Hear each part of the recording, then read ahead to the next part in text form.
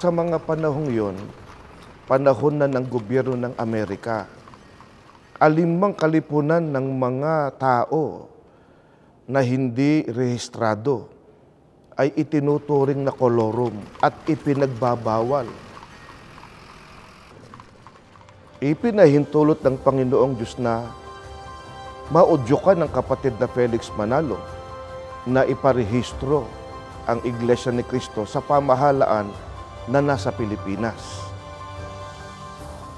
It was stamped at exactly July 27, 1914. Siyang naging kaalinsabay ng pagsiklab ng unang digmaang pangsanglibutan.